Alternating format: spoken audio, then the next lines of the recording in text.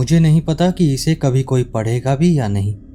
सच कहूं तो मुझे खुद भी नहीं पता कि मैं ये क्यों लिख रहा हूं। शायद आदत से मजबूर हूं, या शायद गिल्ट की वजह से, या फिर शायद मुझे लगता है कि अगर मैं इसे लिख दूं तो ये बात मेरे दिमाग से निकल जाएगी। मेरा नाम सैमसन है, या फिर अगर आपने मुझे यूनिफॉर्म में देखा हो तो मेरा नाम रेंजर सैमसन है। मैं पिछले 16 सालों से नॉर्दर्न रिज नेशनल पार्क में काम कर रहा हूं। जानता हूं यह काफी लंबा वक्त है, इतना लंबा कि नए लोग मजाक करते थे कि मैं तो इन पेड़ों से भी पुराना हूं। उनमें से ज्यादातर एक सीजन भी नहीं टिकते थे। कुछ लोग बहुत नाजुक निकलते या फिर बहुत जल्दी बोर हो जाते। आपको ये जानकर हैरानी होगी कि कितने लोग कहते हैं सबसे दूर जाना है, सुकून चाहिए, लेकिन जैसे ही नेटवर्क कमजोर होता है वही लोग रोने लगते हैं। पर मुझे हमेशा से यही सब पसंद था। मैं तो टेंट और बोनफायर के बीच ही पला बढ़ा था। ठंडे डब्बाबंद बीन्स खाने की मुझे आदत थी और अक्सर रात को किसी हिलने की आवाज से उठता था, जो कभी रैकून तो कभी भालू होता था। कभी कभी तो मॉम या डैड बीच रात में आग दोबारा जलाने की कोशिश कर रहे होते थे। हमारे पास ज्यादा कुछ नहीं था। बाकी परिवार गर्मियों में डिज्नी वर्ल्ड जाते थे या क्रूज पर निकल जाते थे, लेकिन हमारे पास बस एक पुराना टेंट था जो कोनों से टपकता था और एक गैस स्टोव जो मरती हुई बकरी की तरह आवाज करता था। लेकिन हमारे पास जंगल थे और वो हमारे लिए काफी थे। जब मैं करीब 10 साल का था, मैंने पहली बार एक रेंजर को देखा।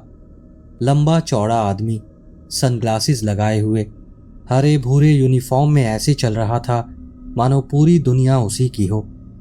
मेरी बहन ने जंग लगे कील पर पैर रख दिया था तो वो रेंजर उसे देख रहा था। इस बीच उसने मुझे अपनी टॉर्च थोड़ी देर पकड़ने को दी। मैंने उससे 1000 सवाल पूछे और उसने हर एक का जवाब दिया। शायद तभी से ये बात मेरे अंदर बैठ गई। मैं कॉलेज नहीं गया, मुझे जरूरत ही नहीं लगी। मैं सीधे कंजर्वेशन के काम में लग गया और जब स्टेशन पर बिजली होती थी और मुझ में थोड़ा दम बचा होता था तो मैं रात की क्लासेस भी कर लेता था। फिर मुझे लाइसेंस मिला, पैच मिला और तब से मैं यहीं हूं। सालों में कई टीम बदली, लोग आते जाते रहे, लेकिन मैं रुका रहा और मेरे साथ बेली भी। बेली मेरी डॉग है, ऑस्ट्रेलियन शेफर्ड। बहुत होशियार है, थोड़ी ज्यादा जिज्ञासु है और मेरी अब तक की सबसे अच्छी पार्टनर है। उसे मैंने 12 साल पहले ओक हिल के एक शेल्टर से लिया था। तब वो बहुत दुबली पतली थी, डरी हुई थी। किसी परिवार ने उसे छोड़ दिया था जो दूसरे राज्य में चला गया था। पहली बार जब मैंने उसे देखा, वो मेरे बूट्स के पास आकर बैठ गई और बस वहीं बैठी रही और उसी पल तय हो गया, उसने मुझे चुना था। तब से हम कभी अलग नहीं हुए। वो सिर्फ एक कुत्ता नहीं थी, मेरी टीम का हिस्सा थी। जब स्कूल टूर वाले बच्चे आते थे तो सब उसके चारों तरफ जुट जाते, उसे रोल करवाने या ट्रिक करवाने की कोशिश करते। वो हमेशा पहले थोड़ा नखरा दिखाती, लेकिन फिर मान जाती और उनके दिल और स्नैक्स दोनों चुरा लेती। हमारा एक रूटीन था। हमारी सुबह जल्दी शुरू होती थी, सूरज निकलने से भी पहले। मैं पुराने स्टोव पर कॉफी चढ़ाता और बेली दरवाजे पर जाकर बैठ जाती, कानों को तानकर ट्री लाइन को देखती रहती। नाश्ता ज्यादातर टोस्ट या कुछ माइक्रोवेव्ड होता था, वो भी अगर जनरेटर चल रहा हो तो, वरना ठंडा सीरियल और कूलर से गर्म दूध होता था। फिर शुरू होते थे हमारे राउंड्स, मतलब जंगल के मुख्य रास्तों पर पैदल चलना, गिरे हुए पेड़ों या मलबों की जांच करना, यह सुनिश्चित करना कि साइन पोस्ट तोड़े नहीं गए या कैबिन्स में चोरी नहीं हुई। कभी कभी बियर के खाली कैन या गलत जगह पर बनाई हुई आग की राख मिलती, क्योंकि शहर के कुछ बच्चे खुद को सर्वाइवल एक्सपर्ट समझते हैं। बेली को राख की गंध बहुत पसंद थी। वो हमेशा उसे ऐसे सूंघती जैसे राख उसे कोई कहानी बता रही हो। दोपहर से पहले हम झील के पास ब्रेक लेते। वो मेंढकों के पीछे दौड़ती और मैं लकड़ी के लट्ठे पर बैठकर पानी से उठती धुंध को देखता। कभी कभी सोचता था क्या मैं अपनी जिंदगी में कुछ और कर सकता था, कुछ बड़ा। लेकिन फिर हमेशा उसी सुकून में लौट आता। ऐसा सन्नाटा असल दुनिया में कहीं नहीं मिलता। लोग सोचते हैं रेंजर होने का मतलब बस पेड़ों की देखभाल करना है, लेकिन ये उससे कहीं ज्यादा है। टूटी हुई बाड़ों को ठीक करना, लोगों को नालों से निकालना, बच्चों को सिखाना कि भालुओं से कैसे बचें। ये ऐसे काम हैं जो कभी खत्म नहीं होते, ऐसे टूरिस्ट जो कभी नहीं सुनते, और ऐसी सर्च पार्टियां जो रात भर चलती हैं। कभी कभी लाशें भी लानी पड़ती हैं, ज्यादा नहीं, लेकिन इतनी की याद रह जाए। फिर भी मुझे ये सब पसंद था, इस जॉब का हर हिस्सा, यहां तक कि मुश्किल दिन भी। पहले यहां पूरी टीम हुआ करती थी, कुल 6 लोग, जेक, अमांडा, टॉरेस, पीट और एली। हर एक किसी न किसी तरह का स्काउट रह चुका था। Eagle badge, merit ribbon, survival camps, वो सब नई उम्मीदों के साथ क्लिपबोर्ड और सीटी लेकर और ढेर सारे प्लान्स के साथ उन जंगलों में आए थे। मैंने देखा कि कैसे वो इस काम में ढलते गए, कुछ थोड़ा जल्दी और कुछ धीरे धीरे। हम एक तरह का परिवार बन गए थे। पीट ने तो हमारे स्टेशन की दीवार के लिए एक लकड़ी की पट्टिका भी तराशी थी, जिस पर लिखा था द ग्रीन वॉच। थोड़ा फिल्मी था, लेकिन हमें उस पर गर्व था। वक्त के साथ लोग चले गए, बढ़िया नौकरियां मिली, बच्चे हुए, या फिर वेस्ट कोस्ट की तरफ निकल गए। अमेंडा आखिरी थी जो मुझसे पहले गई। वो वसंत में चली गई थी, कहती थी कि अब सभ्यता के करीब रहना चाहती है। मुझे लगता है जंगल उसके मन पर भारी पड़ने लगा था, पर उसने कभी कुछ कहा नहीं। वो बस मुस्कुराई, थोड़ी जरूरत से ज्यादा, और जाते जाते बैली के सर पर हाथ फेर दिया। मैंने उससे कुछ नहीं पूछा, मैं पूछना ही नहीं चाहता था, और अब वहां बस मैं था। शायद यही वजह है कि मैं ये सब लिख रहा हूं। देखिए, मैं कोई हीरो नहीं हूं, न कोई मूवी वाला रेंजर जिसका चेहरा परफेक्ट हो और अतीत दुखद हो। मैं बस एक आदमी हूं जो जंगल से प्यार करता है, जो सोचता था अगर तुम जमीन का सम्मान करोगे तो वो भी तुम्हारा करेगी। लेकिन जिंदगी ऐसे नहीं चलती। जंगल को फर्क नहीं पड़ता कि तुम कौन हो, और यहां कुछ बदल गया था। मैं अभी उस हिस्से के बारे में लिखने के लिए तैयार नहीं हूं। मैं बस शुरुआत से लिखना चाहता था, उन अच्छे दिनों से जब बेली पाइन कोन्स में लौटती थी और टीम रेडियो पर बेवकूफ़ी भरे जोक सुनाती थी, जब मेरी सबसे बड़ी चिंता होती थी टूटी हुई फ्यूल टैंक या कोई हाइकर जो ट्रेल मारकर फॉलो नहीं करता था। वो हिस्सा असली था, वो मायने रखता था, और शायद अगर मैं इसे टुकड़ों टुकड़ों में लिख दूं तो मुझे याद रहे कि सब बिगड़ने से पहले जिंदगी कैसी लगती थी। ये सब शुरू हुआ इसी गर्मी में, शायद जून में। मुझे सटीक दिन याद नहीं, लेकिन वो एहसास बहुत साफ था। गर्मी बेहिसाब थी, लेकिन हवा में एक अजीब सी सरगर्मी थी, जैसे पूरा पार्क लंबी नींद के बाद अंगड़ाई ले रहा हो। यहाँ गर्मियाँ हमेशा ऐसी ही लगती हैं। परिवार मिनी वैन्स में भर भर कर सामान लेकर आने लगे। बच्चे खिड़कियों से सर बाहर निकालकर कुत्तों की तरह चिल्लाते, मार्शमैलोज और फिशिंग रॉड्स की बातें करते। पिता ट्रेलर पीछे करने की कोशिश करते, जैसे पहली बार किसी गाड़ी को रिवर्स कर रहे हों। माँ कैंपग्राउंड के प्रिंट आउट ऐसे पकड़े रहती जैसे किसी छिपे खजाने का नक्शा हो। लोग ट्रेल्स पर ही ग्रिल करने लगते, छोटे बच्चे रैकून के पीछे भागते, और किशोर ये सोचकर आधी रात तक बाहर रहते कि वो बियर ग्रिल्स हैं।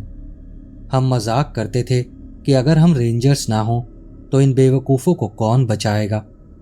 बैली के लिए तो वो स्वर्ग था। वो कैंपसाइट से कैंपसाइट ऐसे घूमती जैसे वो उस जगह की मेयर हो। हर कोई उसे जानता था। लोग अपने साथ डॉग बिस्किट लाने लगे, इस उम्मीद में कि शायद वो ट्रेल्स पर उससे टकरा जाएं। उसका अपना ड्यूटी रूटीन था। कैबिन 6 के बूढ़े जोड़े उसे हमेशा जर्की खिलाते, और वेस्ट एंट्रेंस वाले थॉमसन्स हर सुबह अपने स्क्रैम्बल्ड एग्स का आधा हिस्सा उसे दे देते। वो भीड़ को मुझसे बेहतर संभालती थी। जंगल जिंदगी से भरा हुआ था। कीड़ों, पक्षी, झाड़ियों के बीच से भागते चिपमंक्स और हंसी की आवाजें सुनाई देती थीं। गर्मियों के शुरुआती हफ्तों में वो बहुत सुनाई देती हैं, इससे पहले कि लोग धूप से झुलस जाएं या मच्छरों से परेशान हो जाएं। इससे पहले कि उन्हें एहसास हो कि प्रकृति हमेशा निष्पक्ष नहीं होती। मुझे लगा था ये सीजन अच्छा रहने वाला है, शायद सबसे व्यस्त। मैं एक नई रिक्रूट को ट्रेन भी कर रहा था। एक कॉलेज का शांत लड़का था। उसका नाम था रॉल्फ। थोड़ा नर्वस था लेकिन बहुत होशियार था। उसे नियम पसंद थे। हमेशा जेब में एक छोटा नोटबुक रखता था। हर चीज लिखता जैसे कोई बाद में उससे टेस्ट लेने वाला हो। अच्छा लड़का था। काफी सवाल पूछता था, खासकर ईस्ट साइड की पुरानी माइनिंग ट्रेल्स के बारे में। वो इलाका अब कई सालों से बंद पड़ा है। माइन 60 के दशक के आखिर में बंद हो गई थी क्योंकि वो बहुत अस्थिर जमीन है। हर जगह चेतावनी के बोर्ड और बैरिकेड्स लगे हुए हैं, लेकिन फिर भी कुछ एडवेंचर लवर लोग छुपकर वहां चले जाते हैं, खासकर बच्चे। पहली रिपोर्ट हमें जुलाई की शुरुआत में मिली। शायद करीब 5 बजे स्टेशन पर कॉल आया। एक लड़का और उसके माता पिता रिपोर्ट करने आए थे कि उन्होंने पूर्वी जंगलों में कुछ अजीब देखा है। लड़का कह रहा था कि वो किसी धंसे हुए माइनशाफ्ट के पास था, शायद वार्निंग बोर्ड से 1/4 मील आगे। मैं उनसे स्टेशन 2 पर मिला, जो कंकड़ वाले पार्किंग लॉट के पास था। माता पिता थोड़े शर्मिंदा लग रहे थे, लेकिन वो लड़का नहीं। वो करीब 14 साल का रहा होगा। उसका नाम था जिम्मी। काफी पतला था और उसने बड़े साइज की टी शर्ट पहनी हुई थी, जैसे आजकल सभी बच्चे पहनते हैं। उसने बताया कि वो अपने माता पिता के ग्रिल करते वक्त ट्रेल से थोड़ा आगे निकल गया था। उसे कुछ तस्वीरें लेनी थी किसी स्कूल प्रोजेक्ट के लिए। उसने अपना पुराना आईफोन निकाला। उसकी स्क्रीन कई जगह से टूटी हुई थी। फिर उसने मुझे 2 तस्वीरें दिखाईं।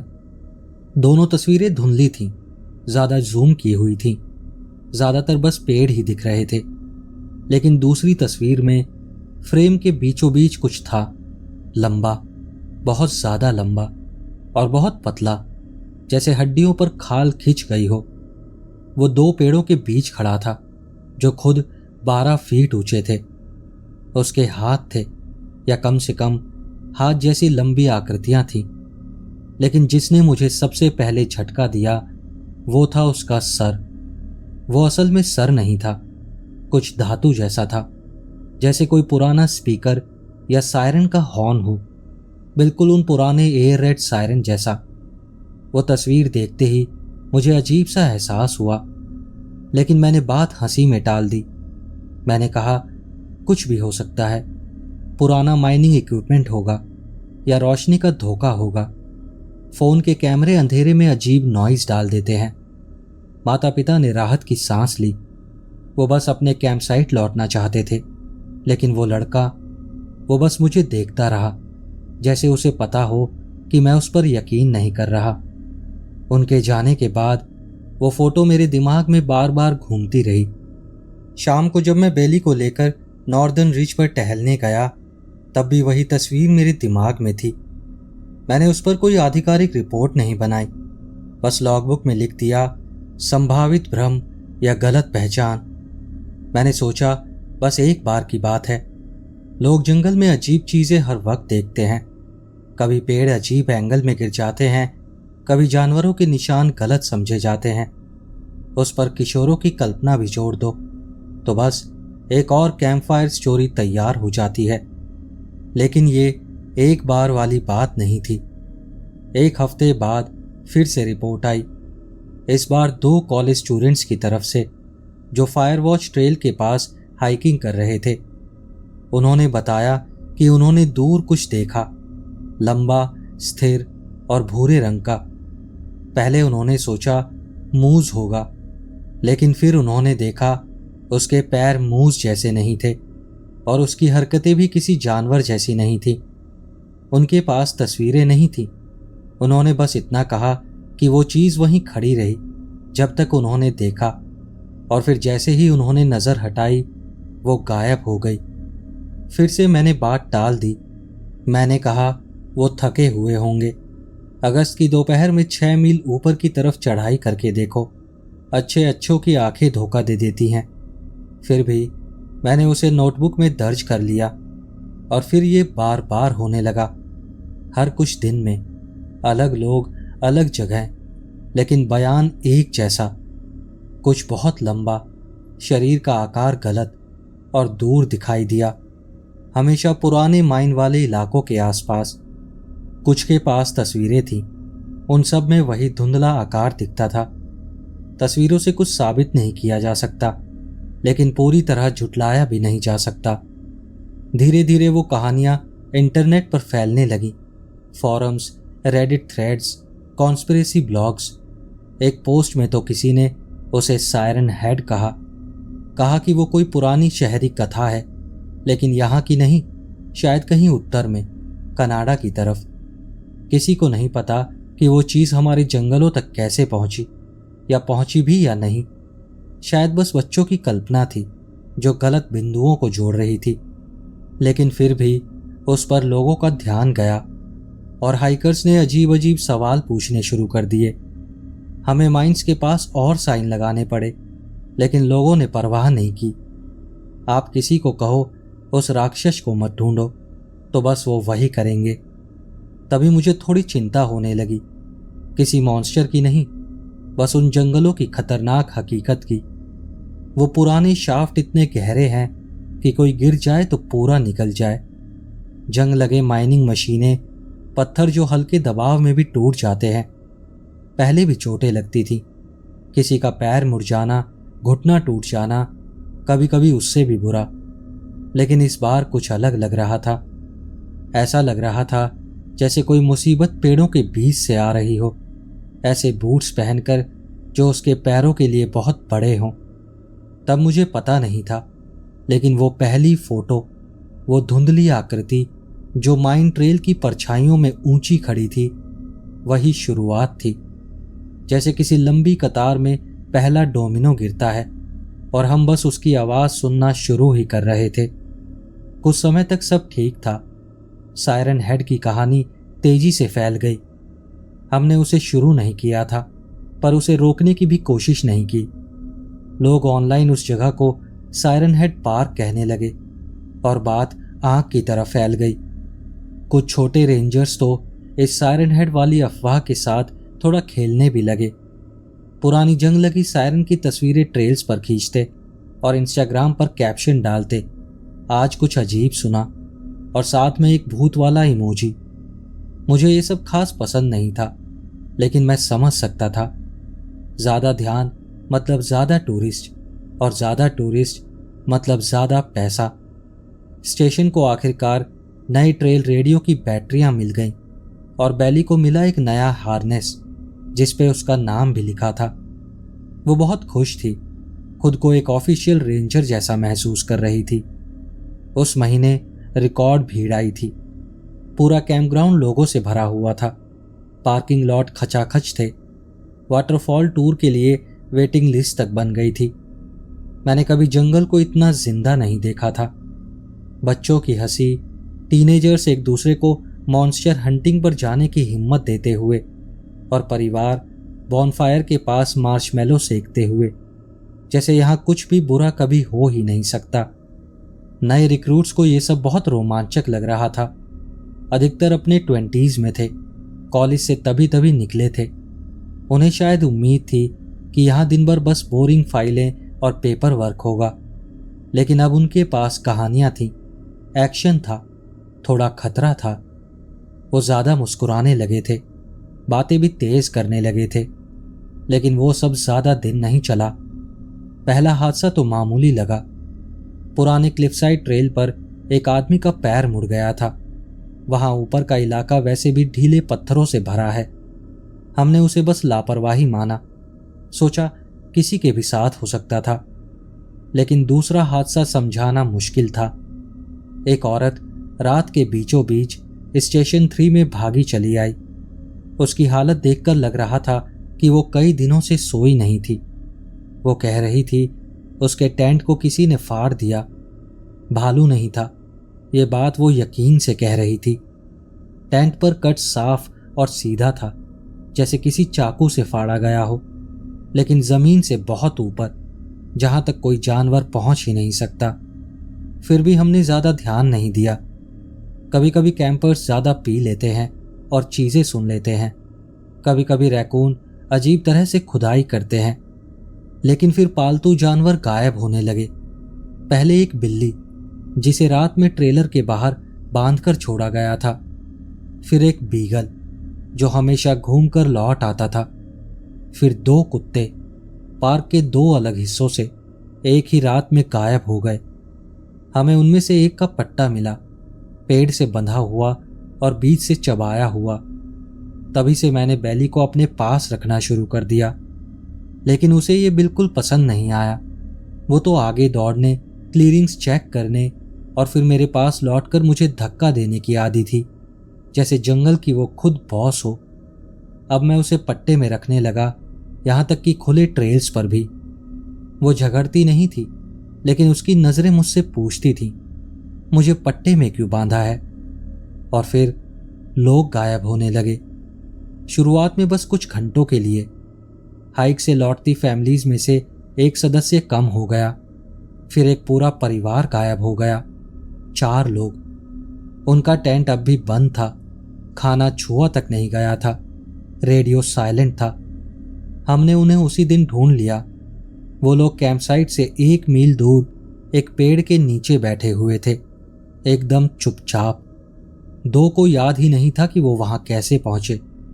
एक बार बार अपने भाई के बारे में पूछ रही थी, जबकि वो ठीक उसके बगल में बैठा था। और चौथा बस खाली नजरों से सामने देख रहा था, जैसे उसका दिमाग बंद हो गया हो। उस रात मैं सो नहीं सका। कॉल्स बढ़ने लगी। लोग कहते थे कि उन्होंने पेड़ों के बीच से कुछ चलता देखा, जो बहुत ऊंचा था, बहुत चुप था, कभी पीछा नहीं करता, बस देखता है या खड़ा रहता है। हमने रिपोर्ट्स ठीक से नोट करना शुरू किया। हर साइटिंग की नक्शे पर पिन्स लगाईं। सारे पिन्स एक ही जगह के आसपास इकट्ठे हो रहे थे, पुरानी माइंस और उनके आसपास के जंगल। हमने रेस्ट्रिक्टेड जोन बढ़ाया और ज्यादा चेतावनी वाले बोर्ड लगाए, लेकिन कोई फायदा नहीं हुआ। अब आवाजें आने लगी, पेड़ों से नहीं बल्कि लोगों के दिमागों से या कहीं और से। कैंपर्स कहते थे कि उन्होंने आवाजें सुनी, किसी बच्चे के रोने की, या कोई उन्हें उनके नाम से पुकार रहा है। कभी माँ की आवाज, कभी भाई की, कभी किसी ऐसे की जो सालों पहले मर चुका था। उन्हें लगता कोई मुसीबत में है। एक बार हमने एक औरत को झाड़ियों में कमर तक फंसा पाया। उसके कपड़े फटे हुए थे, टांगे लहूलुहान थी। वो कह रही थी उसने अपने पति की आवाज सुनी थी, जबकि उसका पति 5 साल पहले मर चुका था। एक आदमी 5 मील तक ट्रेल से भटकता चला गया, क्योंकि उसे लगा कोई बच्चा खो गया है। जब हम पहुंचे, वो कुछ बोला ही नहीं, बस पेड़ों में घूरता रहा, जैसे किसी को देख रहा हो। और फिर वो लड़का जो एक टूर ग्रुप के साथ था। हम लोग उस रिज पर चल रहे थे जहां ऊपर से झरना दिखता है। एक जगह खुली ढलान आती है जहां जमीन सीधी नीचे बहती धारा में गिरती है।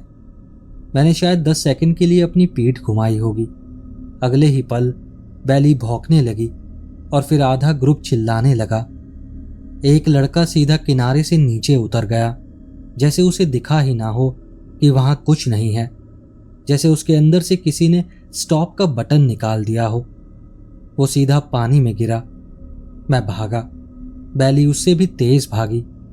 वो बर्फीली धारा में कूदी, लड़के की जैकेट के कॉलर को दांतों से पकड़ा और किसी तरह उसे बाहर घसीट लाई। उसके पंजे पत्थरों पर फिसल रहे थे। लड़का खांस रहा था, हाँफ रहा था और बहुत ज्यादा कांप रहा था। जब सब कुछ शांत हुआ तो उसने बताया उसने किसी को मदद के लिए पुकारते हुए सुना था। उसे लगा वो उसकी बहन की आवाज थी, लेकिन उसकी बहन तो 2 मील दूर कैबिन में थी। वो घटना एक खबर बन गई। लोकल अखबारों ने लिखा, हीरो डॉग ने बच्चे को नदी से बचाया। टाउन वालों ने बैली को मेडल दिया। मैंने वो उसके कॉलर पर टांग दिया। वो उसे काटने लगी, जैसे उसे समझ ही नहीं आया कि उसने कुछ बड़ा किया है। उसके बाद हमने टूर बंद कर दिए, कम से कम कुछ समय के लिए। लेकिन बच्चों को कोई नहीं रोक सका। वो रात में चुपके से अंदर घुसने लगे, फैंस कूदकर चेतावनी बोर्ड पार करके कैमरे, टॉर्च और दोस्तों के साथ आने लगे। वो लोग मॉन्स्टर पकड़ो, वायरल हो जाओ वाली सोच के साथ आते थे। हर बार उन्हें ढूंढना मुश्किल होता जा रहा था। कभी तो वो खुद लौट आते, कभी हमें ढूंढना पड़ता। एक रात हमें 3 बच्चे पुरानी खान के पास मिले। वो एक दीवार से टिके हुए बैठे थे, आंखें पूरी खुली हुई थी, जैसे किसी ने सारी हवा निकाल दी हो। किसी ने कुछ नहीं कहा, जरूरत भी नहीं थी। मैं समझ गया उन्होंने उसे देखा था, उस राक्षस को। बच्चों के देखने के बाद सब कुछ बदल गया। अब एक भी दिन ऐसा नहीं जाता था जब कोई अजीब रिपोर्ट ना आती हो। हम सब कुछ सामान्य रखने की कोशिश करते रहे, पर हम महसूस कर सकते थे कि कुछ गड़बड़ है। रेडियो पर लोग कम बोलते थे, पेट्रोलिंग तेज होती जा रही थी, हर कोई ईस्टवुड से बचने लगा था, हालांकि हमने कभी कहा नहीं था। फिर लाशें मिलने लगी, इंसानों की नहीं, पहले जानवरों की, ज्यादातर हिरण की। हम उन्हें ऐसी जगहों पर पाते जहां उन्हें होना ही नहीं चाहिए था, ट्रेल्स के बीच में या रेंजर कैबिन के ठीक पास। पूरा शरीर चीर दिया गया था, ऐसे तरीके से जो किसी शिकारी या जानवर के बस का नहीं था। न दांतों के निशान, न लड़ाई के सबूत, बस छाती खुली हुई, पसलियां टूटी हुई और अंदर से सब गायब। शुरुआत में मुझे लगा ये किसी भालू का काम होगा या शायद जंगली कायोटेस का झुंड होगा, लेकिन लाशें बहुत साफ थीं, बहुत ज्यादा साफ। न खून के निशान, न घसीटने के निशान। ऐसा लग रहा था जैसे किसी ने सब कुछ बहुत तेजी से और बहुत सफाई से किया हो और फिर बाकी को ऐसे ही छोड़ दिया हो। बेली उन लाशों के पास जाने से भी मना कर देती थी। हर बार जब हम किसी जानवर को पाते, वो अपने कान नीचे कर लेती और पीछे हट जाती, सूंघती तक नहीं थी, बस पेड़ों की तरफ ऐसे देखती रहती जैसे कोई वहां खड़ा हो। उसके कुछ ही समय बाद पार्क बंद कर दिया गया। उन्होंने आधिकारिक तौर पर कभी नहीं कहा कि यह हादसों या दिखने वाली परछाइयों की वजह से था। कागजों में वजह लिखी गई, बजट कटौती। कहा गया विजिटर्स की संख्या घट रही है, इसलिए कुछ स्टेशन बंद करने पड़ेंगे। उसे उन्होंने सीजनल रीएलोकेशन कहा, मतलब पतझड़ तक हमें बाकी पार्कों में शिफ्ट किया जा रहा था। लेकिन मुझे सच्चाई पता थी, उन्हें उस जगह को खाली कराना था, और बहुत जल्दी। जो भी इन जंगलों में था, जो कुछ भी हमने अपनी बेवकूफ़ी भरी कहानियों और हंसी मजाक से जगा दिया था, वो असली था, और कोई भी ये पता लगाना नहीं चाहता था कि वो क्या चाहता था। अधिकतर लोग कुछ ही दिनों में चले गए। मैं किसी को दोष नहीं देता, लेकिन मैं रुका रहा।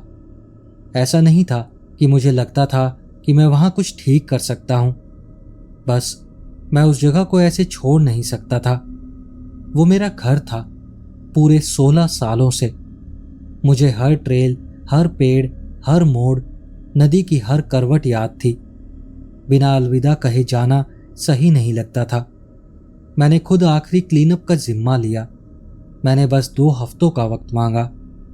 मैंने कोशिश की कि बेली को अपने बहन के पास छोड़ दूं, 3 बार। वो पार्क से 2 मील बाहर रहती है। मैंने बेली को समझाया, यहीं रुको, मैं जल्दी लौटूंगा, तुम यहीं सुरक्षित रहना। लेकिन हर बार वो वहां से भाग जाती और किसी तरह मुझे ढूंढकर वापस मेरे पास आ जाती, जैसे उसे अंदर ही अंदर पता था कि मुझे उसकी जरूरत है। हमने आखिरी राउंड खुद किया, सारे साइन बोर्ड उतारे, सप्लाई शेड्स लॉक किए, सुनिश्चित किया कि कोई कैंपर पीछे न रह जाए। अब सब कुछ बहुत शांत था, बहुत ज्यादा शांत। ट्रेल्स पहले जैसे नहीं लग रहे थे, कुछ हल्के, कुछ खाली से लग रहे थे, जैसे पार्क ने खुद हमें छोड़ दिया हो। जंगल अब गूंज नहीं रहा था, न कीड़ों से, न पक्षियों से, न किसी और आवाज से। यहां तक कि बेली भी अब आगे नहीं दौड़ती थी। वो मेरे पैरों के साथ साथ चलती, पूंछ नीचे किए हुए, हर पल आसपास देखती रहती। एक दोपहर हमने एक और हिरन देखा। ये वाला सड़ा हुआ था, हर जगह मक्खियां थीं और उसकी टांगें गायब थीं। फाड़ी नहीं गई थी, बस गायब थी, जैसे किसी ने काट कर निकाल ली हो, खाई ना हो। उसका सर पीछे की ओर मुड़ा हुआ था और जीभ बाहर लटक रही थी। उस रात मैंने सालों में पहली बार कैबिन के दरवाजे अंदर से बंद किए। मुझे वो आखिरी दिन आज भी ऐसे याद है जैसे 10 मिनट पहले हुआ हो। मैंने अभी अभी बंक हाउस की सफाई खत्म की थी। हफ्तों से वहां कोई नहीं ठहरा था, लेकिन मैं चाहता था सब कुछ पूरी तरह साफ हो। हर चीज पर धूल जमी हुई थी, बिस्तरों पर, खिड़कियों पर, यहां तक कि उस कॉफी पॉट पर भी, जिसे कोई साफ करना भूल गया था। पूरा कमरा ऐसा लग रहा था जैसे मिटने की प्रतीक्षा कर रहा हो। मैं सूरज ढलने से पहले ही रेंजर स्टेशन लौट आया। सूरज नीचे जा रहा था। पेड़ों पर सुनहरी रोशनी ऐसे पड़ रही थी जैसे वो जल रहे हों। मैंने बैली को खाना दिया, अपने लिए बची हुई इंस्टेंट कॉफी का एक कप बनाया और डेस्क पर बैठकर रिज के पार पेड़ों को देखने लगा। मुझे लगा कुछ महसूस होगा, शांति या क्लोजर, लेकिन मैं बस थका हुआ महसूस कर रहा था। फिर मैं स्टेशन से बाहर निकला। बैली मेरे साथ आई। मैंने रिज के पार पेड़ों की ओर देखा। पार्क बहुत शांत था। वो उस तरह की शांति थी जो आमतौर पर अंत का संकेत देती है। फिर मैंने देखा, क्षितिज पर कुछ दूर पेड़ों की रेखा के पास नारंगी रोशनी की एक झिलमिलाहट दिखी। वो सूरज नहीं था, वो तो पहाड़ियों के पीछे डूब चुका था। वो रोशनी आग की थी। मैं कुछ पल वहीं खड़ा रहा, उम्मीद करते हुए कि शायद ये बस दिन की आखिरी किरणों का धोखा होगा, लेकिन नहीं। वो रोशनी स्थिर थी। पार्क बंद था, गेट लॉक थे, चेतावनी के बोर्ड हर जगह लगे थे।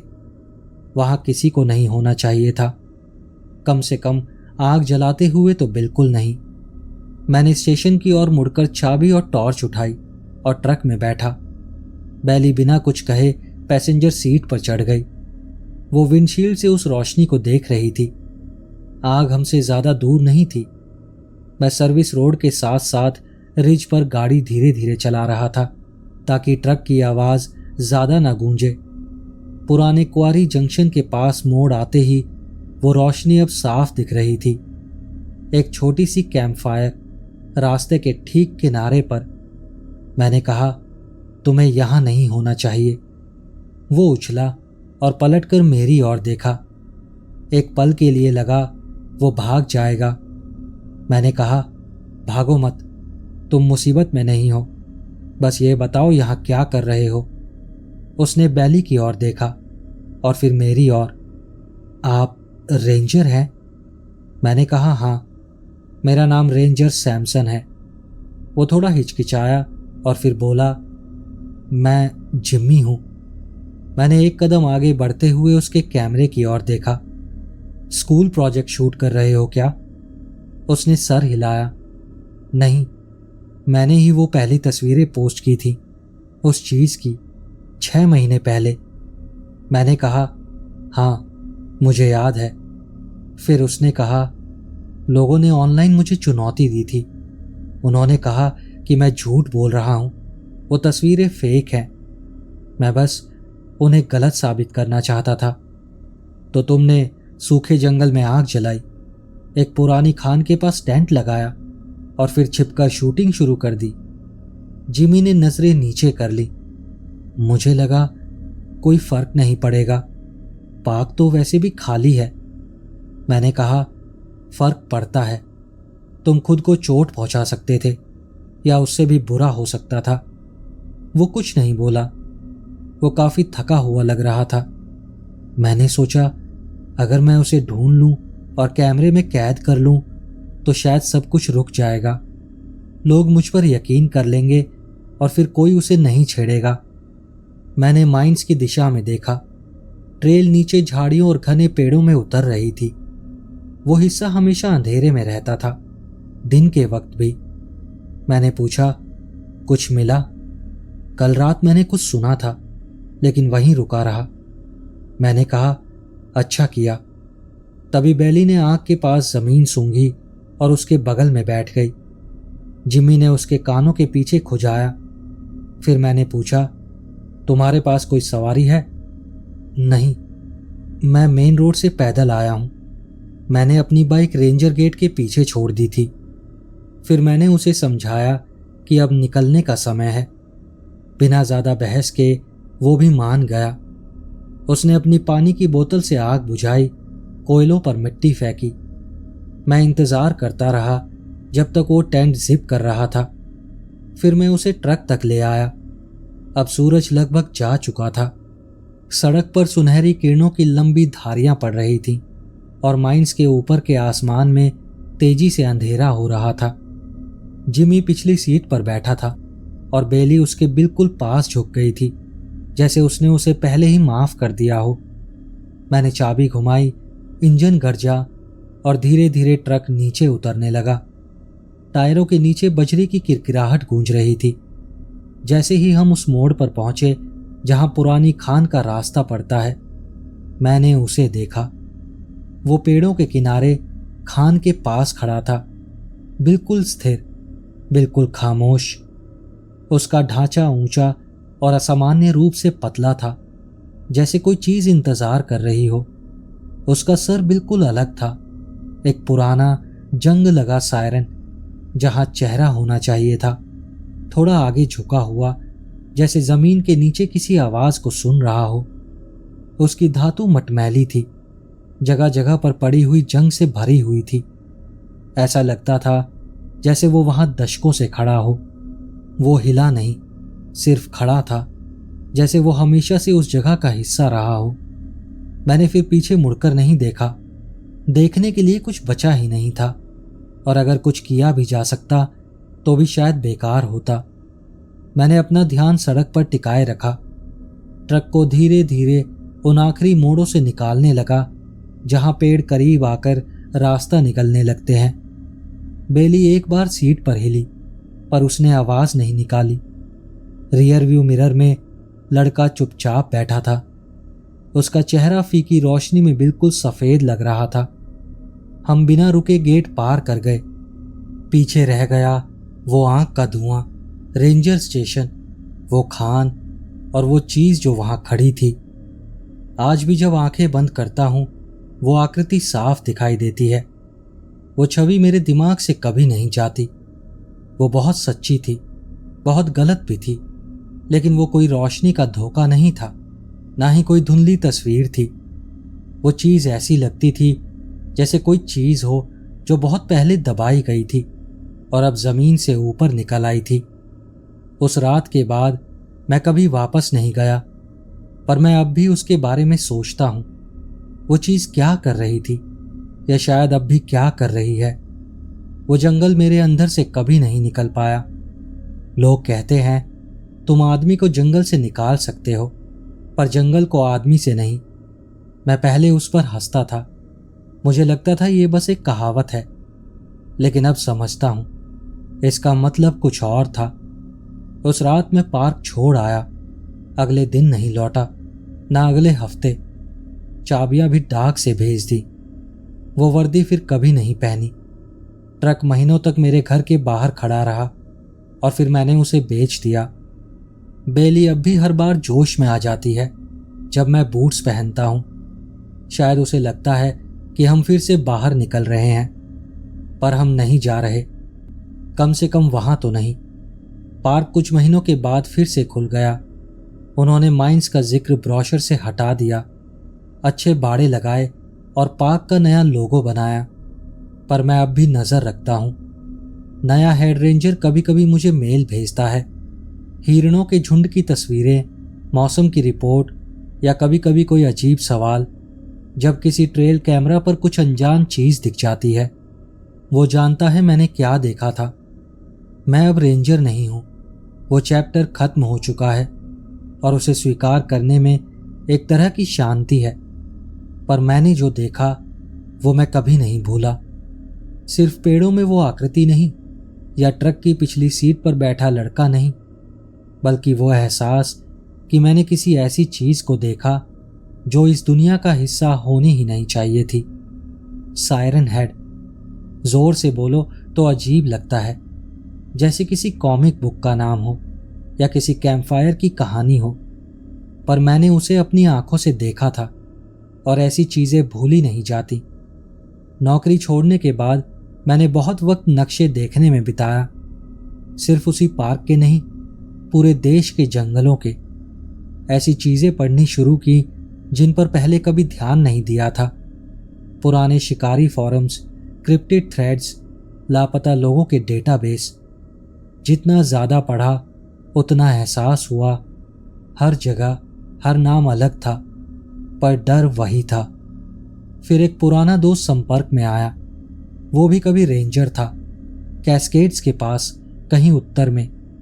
उसने कहा उसने किसी के जरिए सुना है कि मेरे साथ क्या हुआ था। फिर उसने पूछा क्या मैंने कभी सैम कार्वर का नाम सुना है। मैंने कहा नहीं।